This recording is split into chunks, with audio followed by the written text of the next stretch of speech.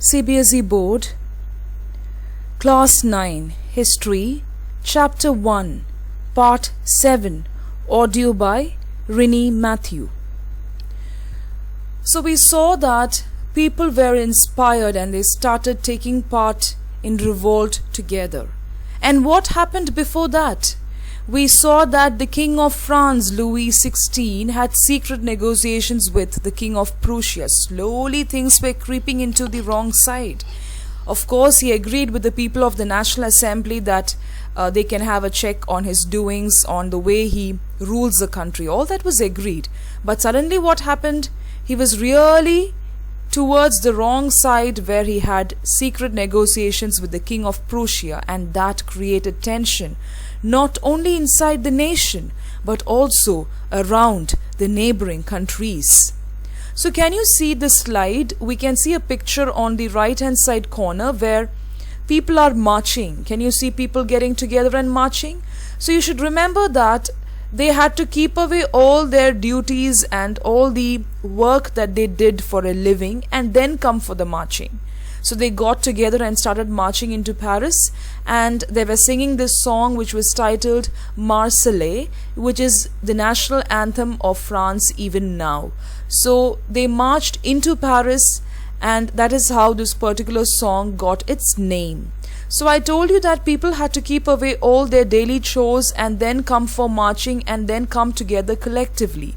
And that definitely drained their economic and financial strength. But in spite of that, they got together. And always you should remember, as I told you earlier, that patriotic songs will ignite the spirit of this cause. That is why they have songs in if you take the history of all the places, you can see that they will have this patriotism amongst them. So while the men were away fighting at the front, women were left to cope with the tasks of earning a living and looking after their families. So women had to compensate when the men were away in the front, when they were revolting, and earn for the living and keep to the families. Large sections of the population were convinced that the revolution had to be carried further. So more people started participating in the revolution. It's not just 7,000 men who joined this revolution, but more people started taking part, as the Constitution of 1791 gave political rights only to the richer sections of society. So this is something which really angered the mob, the people, because privilege was given only to the richer sections of society, which was really unfair. And I told you that people got together to discuss about the books and newspapers. Where did they get together? In saloons and coffee houses. Now what happened is, when Louis XVI especially got into secret negotiation with King of Prussia, I told you that there was a lot of tension. So now people started getting together in places called as political clubs, and that became an important rallying point for people. That's the third point which is given on the slide, who wished to discuss government policies. So people got together only to discuss the government policies and plan their own forms of action, like how to go about the marching, how to express your revolt, and how to get your rights accomplished. All these things they discussed. And it is not just one or two clubs that sprung up. So many people got together and so many people started discussing. And one such club which became really famous was Jacobins. They were successful, not because of the number of the members, but they were very successful in their planning and accomplishments. And it got its name from the former convent of Saint Jacob in Paris.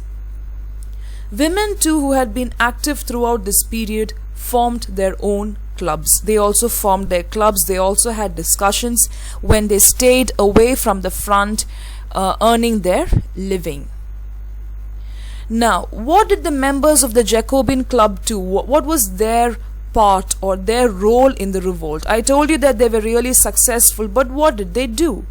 The members of the Jacobin club belonged mainly to the less prosperous sections of society, so definitely the third estate. They belonged to the third estate, where people were not very prosperous. I told you that businessmen, merchants, lawyers, teachers, professors, all these people got together.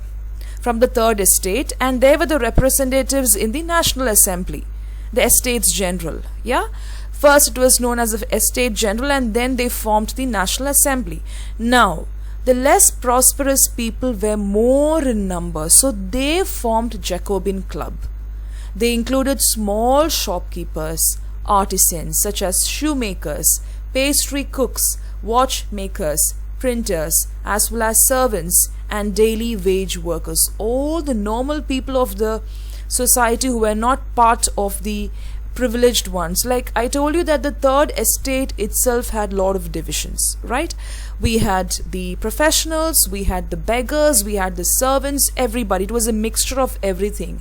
But the lowest of the third estate started forming a group, and that was this group. The first point here is very important.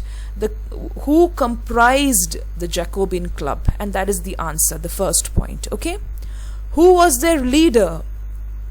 Their leader was Maximilian Robespierre, very important personality.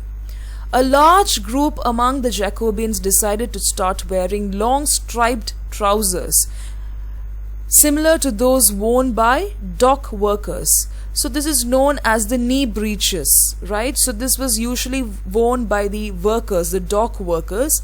So everybody started switching on to this particular dress to show that they were unified, to show that they were fighting for a particular cause, and for all these reasons they switched to the striped trousers. This was to set themselves apart from the fashionable sections of society, especially nobles who wore knee breeches. So nobles always wore the knee breeches, and these people, they wore the striped trousers which were not so fitting like the knee breeches. So everybody wore the same attire. Can you see a picture on the bottom part of the screen? Striped trousers. Yeah, that is what they wore. They switched on to this particular attire. And then there is this particular picture given in your textbook, Nenine Villain Liberty. Now what this particular painting is about is, women is shown here. A woman is holding a red color cloth in the form of a flag, and it is a personification of liberty, where freedom is like women. So women is also holding up to freedom. They were also participating. That is why this particular painting was very famous in those days, which was a form of expressing liberty. Then can you see the Jacobin Club there? It is a file photo which shows that this is how they discussed, this is how they got together facing each other, seated and discussing on the government policies and all that. Now, what did this mean? It was a way of proclaiming the end of the power wielded by the wearers of knee breeches. So why did they wear these striped trousers? It is very important. It can come as a long answer. So the purpose of wearing it was to show that they were refuting. They were refuting against whom? The people who wore the knee breeches. Who wore the knee breeches? The aristocracies and the nobles. So it was the end of the power of those people, and you should always remember that the higher sections of the society got all the privileges, and people were completely against that. These Jacobins came to be known as the sans-culottes, literally meaning those without knee breeches. People who wore the knee breeches belonged to the nobles and the aristocratic part of the estate. Now those who did not wear the knee breeches wore the striped trousers, and they were known as the sans-culottes. Sans-culottes men wore in addition the red cap that symbolized liberty. Just now we saw in the picture also that he was wearing a red cap with the striped trousers. So that also symbolized liberty. You can see that liberty is stressed everywhere. They just wanted freedom. Freedom was very important. They emphasized on freedom. Women, however, were not allowed to do so. Only men was given the privilege and not women. That is, this particular point is stressed everywhere, that women stayed back. Women were not allowed to take part in the National Assembly. Then women were staying away at home when men went to work, right? So women were not allowed to do all this. In the summer of 1792, the Jacobins planned an insurrection of a large number of Parisians. Insurrection means what? It is like a planned attack, a large group storming in. So in 1792, what did the Jacobins do? They planned a kind of attack of a large number of Parisians, especially people from Paris, who were angered by the short supplies and high prices of food. So always you should see that they caught up on the price of bread.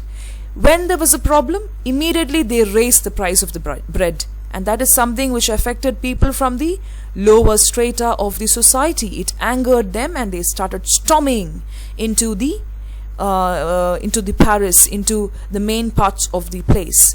On the morning of August 10, they stormed the palace of the Tuileries, massacred the king's guards, and held the king himself as hostage for several hours. So they just got together.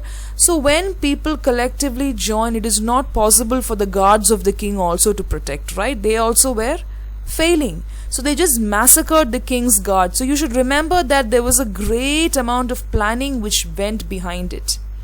And massacring is not a good idea. But what else can these people do? They were forced to give whatever they had. They earned very less wages, but they were forced to give all that they had.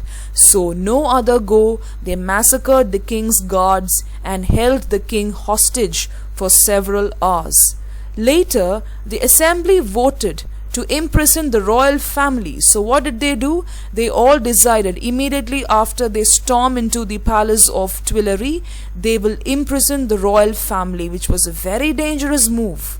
Elections were held after that. From now on, all men of 21 years and above. Why this point is highlighted? Because earlier, men below 25 years were not allowed to cast vote. Do you remember that point? So now all men of 21 years and above, regardless of wealth, got the right to vote. So that was the major change which was brought about immediately after the massacre of the palace of Tuileries. That is what they are trying to emphasize here. The newly elected assembly was called the Convention. So you should remember that the Estate General was the first name. After that came the National Assembly. National Assembly coined the Constitution, and now the newly elected assembly was called the Convention.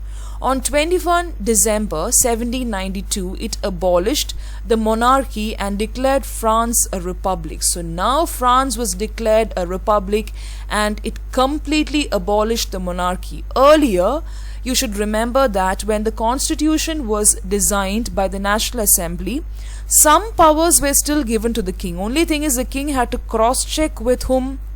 With the body known as the National Assembly whenever he passed a law. Even all the laws that he executed, any decision that he made for the nation, everything had to be consulted with the National Assembly. But now it is not like that. They completely abolished the monarchy. Now what is a republic? As you know, a republic is a form of government where the people elect the government, including the head of the government. There is no hereditary. There is no lineage that was expected, no hereditary monarchy. It is like people will directly vote. People always are involved in electing the government. It is not that when you have monarchy, the son of that particular king becomes the next king. It is not like that. People directly elect the head of the government, and in every act of decision, people are indirectly involved. Louis XVI was sentenced to death by a court on the charge of treason. So finally he was sentenced to death. On 21st January 1793, he was executed publicly at the Place de la Concorde. Openly he was executed in Place de la Concorde. And what happened to the Queen? Marie Antoinette met with the same fate shortly after. So after the execution of the king, the Queen was also executed, and that was the end of the monarchy.